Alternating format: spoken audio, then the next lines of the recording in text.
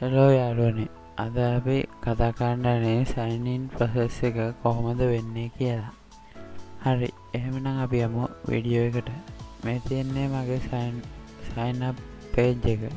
මෙන්න මෙතන බටන් එක already have on account sign in කියන එක ක්ලික් කරලා sign in එකට යන්න පුළුවන්.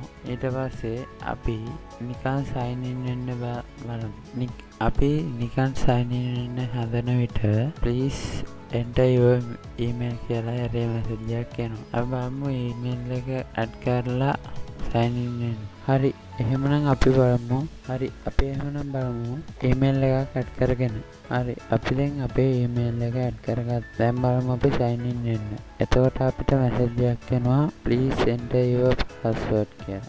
අපි password එක ගහමු. හරි, අපි දැන් බලමු sign in වෙන්න පුළුවන්ද කියලා. අපේ password එක වැරදි කියනවා. හරි, දැන් අපි බලමු අපේ හරි password එක දීලා. හරි, එහෙමනම් අපි යමු අපේ code එකට. මේ තියෙන්නේ අපේ අපි මෙතන gnan කියලා දාලා දෙනවා. gnan එක මගින් javascript වල මේ දෙක මාරු කර javascript වලදී display none විදියට මේවා මාරු වෙලා පෙන්නීම සඳහා display none අපි භාවිතා කරලා තියෙනවා. මෙතන තියෙන්නේ අපේ email එක add කරන කොටස. මෙතන තියෙන්නේ අපේ password එක add කරන කොටස. remember me option එක මම පස්සේ ඊළඟ වීඩියෝ එකේ ඔයගොල්ලන්ට කියලා දෙනවා. අපේ sign in button එක on click sign in කියලා javascript පැත්තට අල්ලගන්න. on sign in කියලා අපි on click කියලා දීලා sign in කියලා දීලා දෙනවා. හරි, අපි එහෙනම් යමු javascript පැත්තට.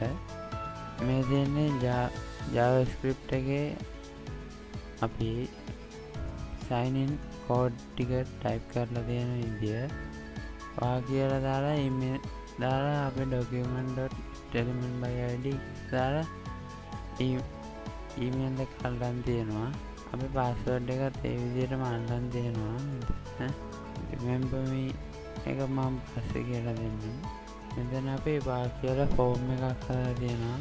ඒකේ form append කියලා දාලා email එක value කියලා දීලා තියෙනවා. append කියලා දාලා p කියන්නේ password කියලා දීලා value කියලා දීලා තියෙනවා.